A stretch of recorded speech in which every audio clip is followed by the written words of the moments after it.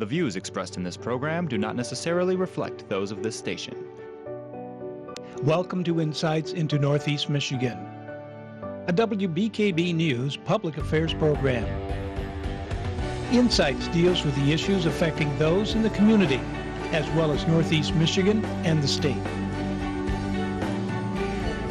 And now, Insights into Northeast Michigan.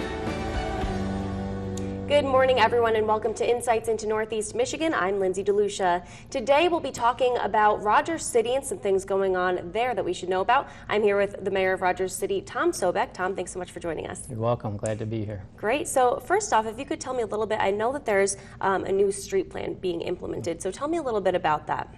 Well, the street plan started about a year ago. Our new city manager, Joe Heffley, one of his first priorities was to develop a comprehensive plan to address the deteriorating streets in Rogers City. Took him about 6 months, but he put together a plan along with the assistant engineer, Toby Kuznitsky, that outlines a 20-year plan to maintain and replace streets, and hopefully in an affordable way. So that's where it started. This year, this past Friday was the first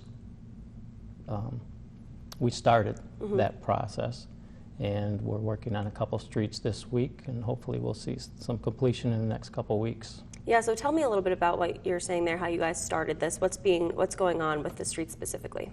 Well, we have a number of streets. What we did was we categorized the streets based on the need for repairs, whether they were completely destroyed and need to be rebuilt, or whether we could do preventive maintenance.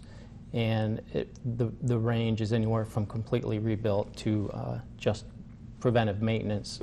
We've developed a plan, kind of categorized those streets, determined where they are, and we're trying to bid out work so that we're getting the most bang for our buck, putting all the maintenance efforts into one area at a time.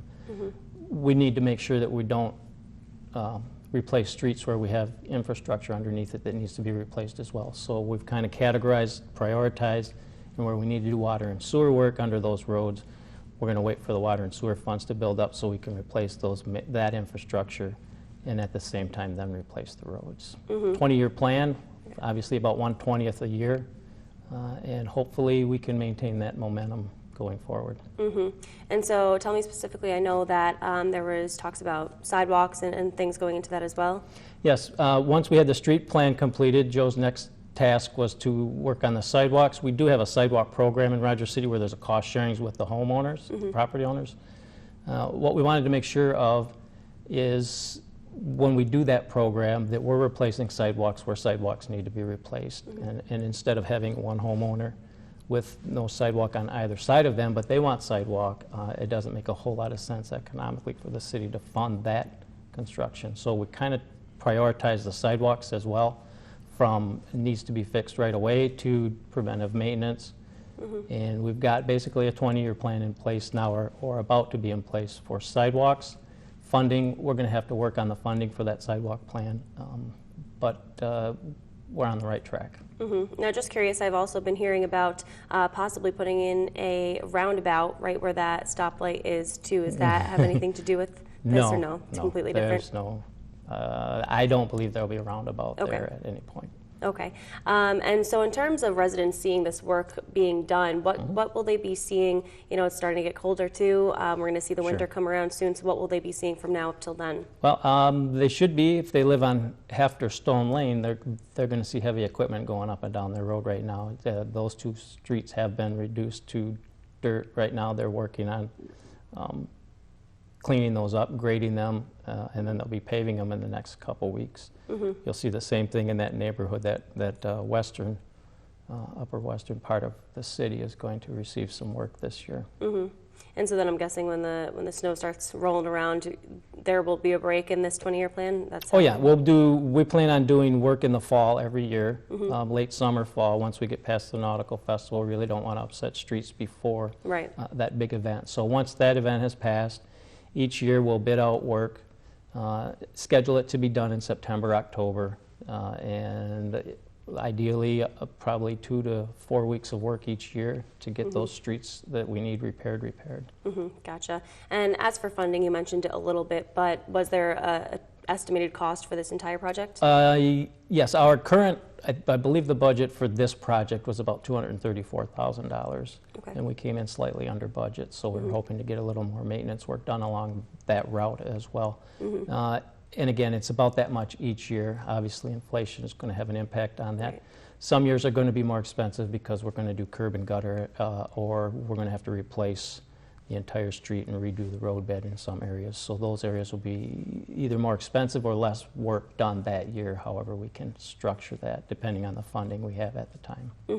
And looking at the roads that you guys are planning to do or are doing now, about how much space or area in Rogers City is that amounting to? You know, I thought about that on the way in, and I said, Tom, you should have asked before you got here. But I know there's about 1,200 feet on Heft Road, and probably another 800 feet on Stone, and then some other chunks. So I'm thinking about 3,000 to probably around 3,000 lineal feet of road replaced. So that's quite a bit Yes. of space for the town. It Sure. is a small town. And why do you think that this is important to do, especially for the next few years, for residents to see what will be changing over the next few years as this happens? Ideally, it'll make the town more attractive to people who may want to live or relocate there. I think every town, Rogers City is unique in that we have a street and sidewalk system that's very walkable. Our community is very walkable. And the ability to maintain that and present that as a characteristic of our town, I think serves us well in attracting people. Absolutely, and like you said with the sidewalks too, you know, in a downtown area that always is more appealing. So Right.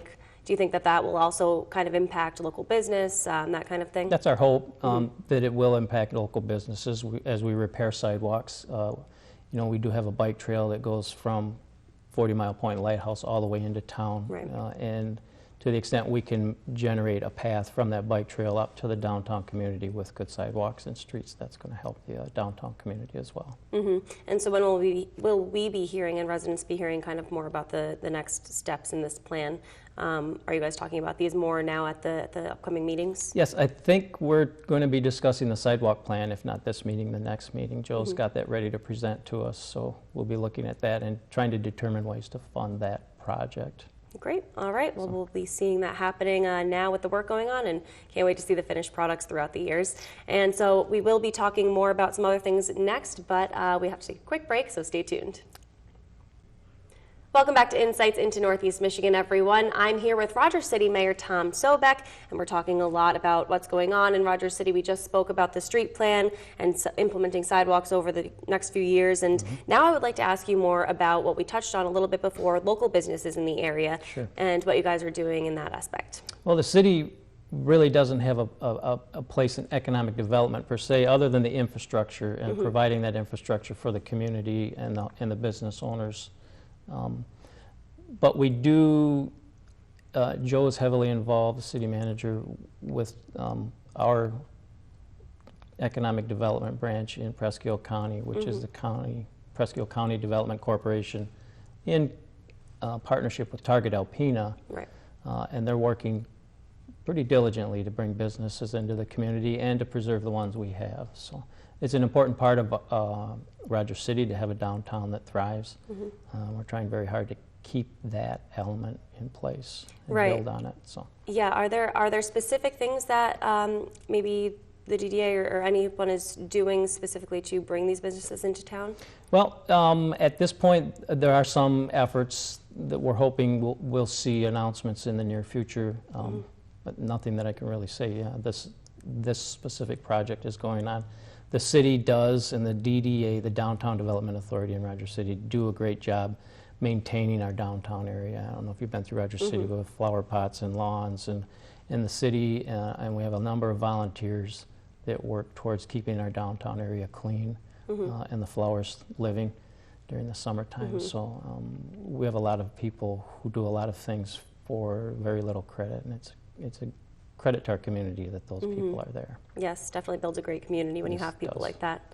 And can you tell me, have you seen any issues over maybe the past few years regarding bringing local businesses in or maybe keeping them there once they are there? You know, Rogers City, Northeast Michigan in general, we struggle to bring new businesses into our area simply because of where we're located. It's a double-edged sword. We're located in a very nice, quiet, peaceful neighborhood, a part of the state, but at the same time, that means we have trouble siting businesses that need to be near major arteries, transportation hubs. We're working, Moran Iron Works and Carmeuse have generated a partnership, formed a partnership for the port at Calcite, and they're working hard to bring business into the community through that port. But again, it's a slow, methodic process. Definitely a team effort as well. Yes, indeed. So speaking of businesses and offices in town, the Department of Health and Human Services has an office in Rogers City. Yes.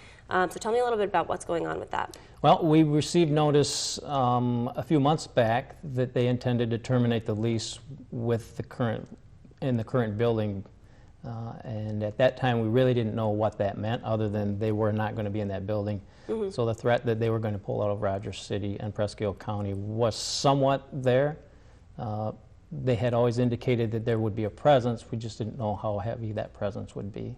Right. And over the past few weeks, it's come to light that they do plan on staying in Rogers City with the existing staff, is my understanding, in another building in town. So it's good for the community, it's good for the county. A number of the people who use DHS in Presque Isle County don't have the wherewithal to travel very far to get those services, so Right. we're And excited about that. yeah, and the office was located where exactly? The office was located on the north end of town, Okay. in a building near the car wash, and I'm not 100% sure where they're relocating, but my understanding is it's still within the downtown footprint. So.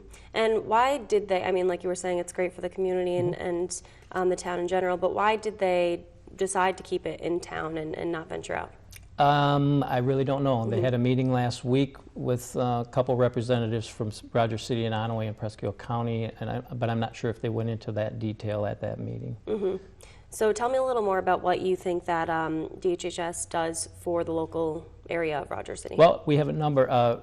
Presque Isle County is one of the more depressed counties in the state. We have a number of people who need assistance on many levels, and that service now will be staying in Rogers City and Presque Isle County, and those people who are strapped for resources to begin with won't have to find another place to secure that help. So.